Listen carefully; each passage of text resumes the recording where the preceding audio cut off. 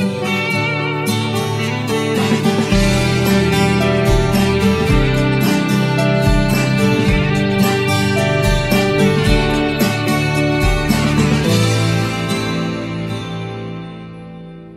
morning, Richard. Welcome to my program, Tea House. Yang, very kind of you to offer me tea. You can have a try. It's Chinese tea. Chinese tea. And what is the correct way that I should be drinking this tea? This way.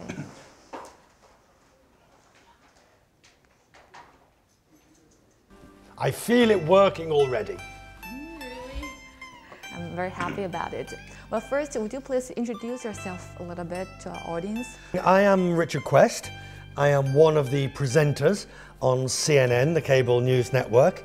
I mainly do business, financial programs, a program called Quest Means Business, but I also cover the airline and aviation industry, and I cover the royal family for CNN. So I will be very much involved in our extensive coverage of the royal wedding of Prince William to Kate Middleton. How many years have you been working in CNN? For 10 years now, and I was there 12, 13 years with another network before that. In all, don't tell anyone, in all, I've been a journalist for more than 25 years. How old were you when you started first to be a journalist? Professional journalist, I was in my early 20s. So I'm nearly 50. I'll be 50 next year. You can't see the lines, can you? Oh, you can relax and have tea. Chinese tea can help you to feel younger. After having tea with me and after this interview, I think you will be 10 years younger. I'm feeling it already.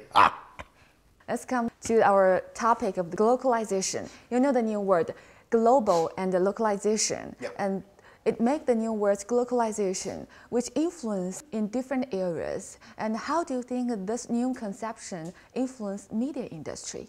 You know, it's not really new.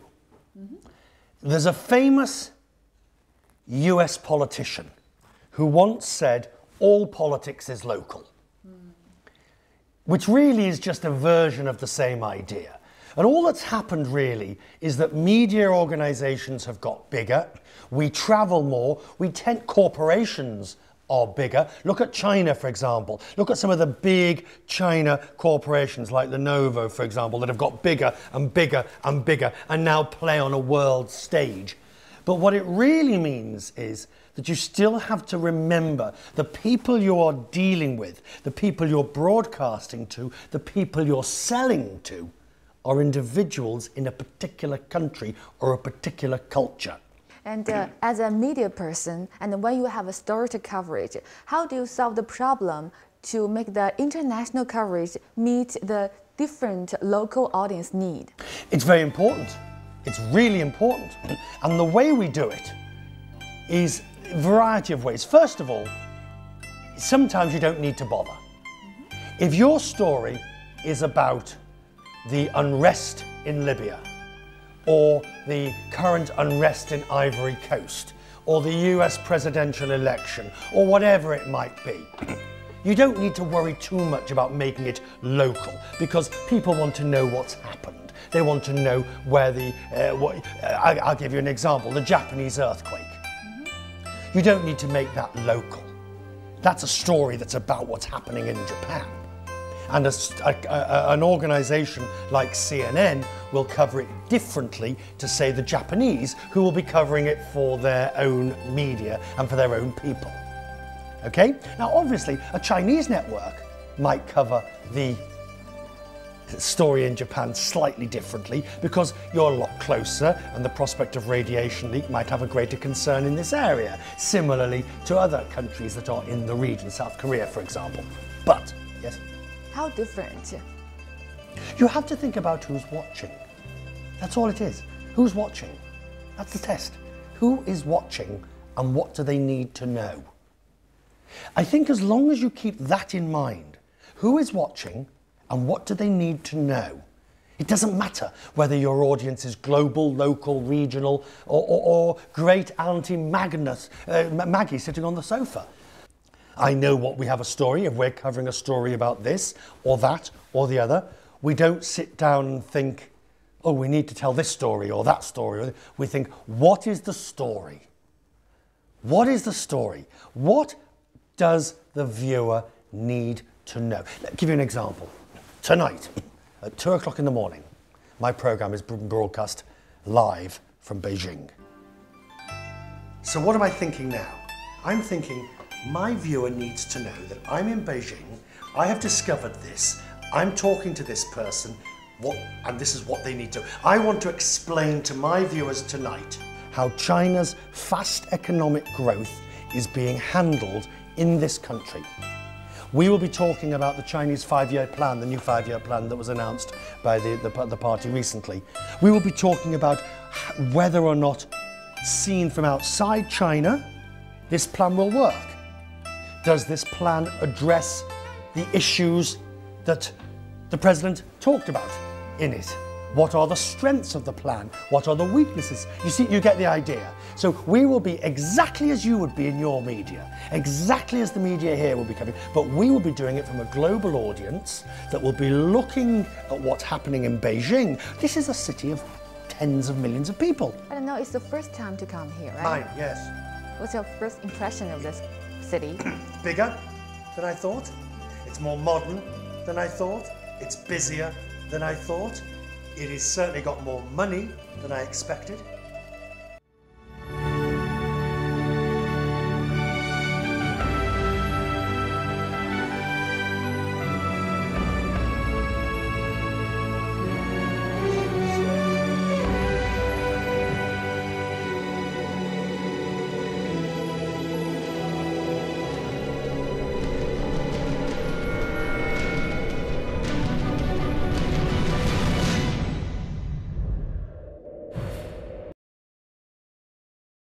I think you've traveled to many places during this period of time, especially after financial crisis. Yeah. And you're doing business report. And how do you think that the difference of China, America, and other places you have been to at present? China is clearly where the global action is taking place at the moment. The fastest growth, the biggest market, the most robust. It doesn't matter which number you choose. At the moment, let's take tourism. 50 odd million a year, 27 out, 50 odd million or whatever. It doesn't, domestic tourism. In the future, there will be hundreds of millions of Chinese who will be traveling every year.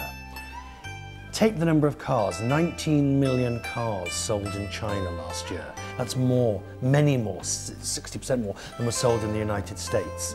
Take, for example, the rate of growth, economic growth.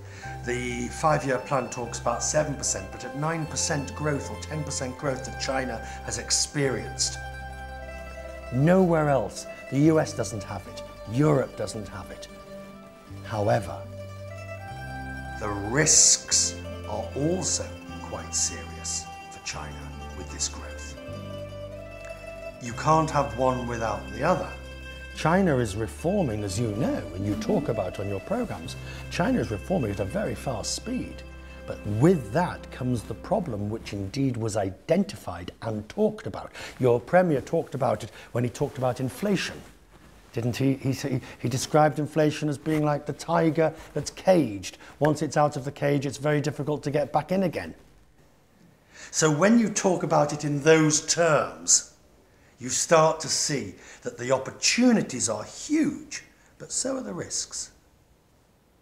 And what the best coverage you have made, you're most satisfied up till now? Oh, there's been so many. I think the financial crisis of 2008, because it was so serious, and I think we really did get to the heart.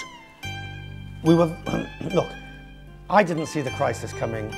I howled, I put my hands up, I am guilty, I did not see the crisis coming. But I think once we saw what was happening, we did a pretty good job of explaining how bad it was going to be and where we were going to see the future. And what do you think we expect to see in terms of economic development? Where? In China. I think what you're going to see is very fast growth, perhaps not as fast. The fundamental question is whether what we are seeing in China at the moment is a bubble. We know it's partly a bubble. Asset price inflation, stock markets, commodities. We know that there are bubbles there. But are they little bubbles that will just go, or are they big bubbles that will go? Because if they're big bubbles that blow up, then China's got problems. And this is to your point. If China's got problems, we've got problems in the rest of the world. That is something that I think the leaders in China fully understand. But I'm not sure the people really have understood how integrated China's economy is becoming into the rest of the world. Let me give you an example.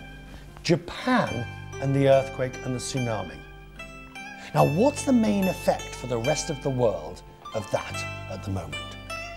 The main effect, I mean, besides the horrific devastation and loss of life, the main effect is what we call a supply chain. Companies on the west coast of the United States, in Germany, in the UK, who no longer have got parts that should have been sent from Japan by boat to them because we now have just-in-time manufacturing. Toyota, Honda, Nissan, who are no longer able to supply their markets. The price of the cars in Japan are rising because of this. Exactly.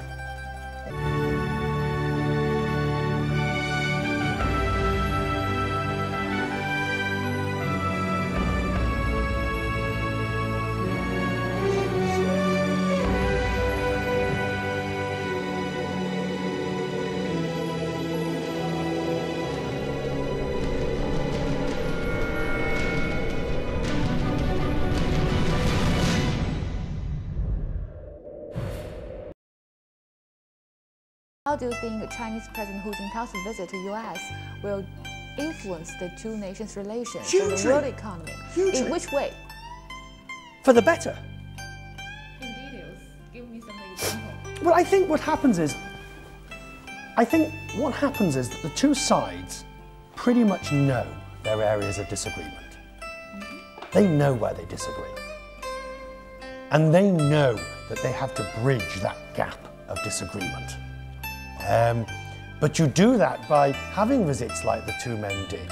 It was a fascinating. I mean, you see these visits happening, and you realise that it's no longer an option just to ignore the other side. And I think the only difference I would say in this situation between China and the rest of the world is that, not the rest of the world, China and the other developed nations, is that the other developed nations are pretty much used to this.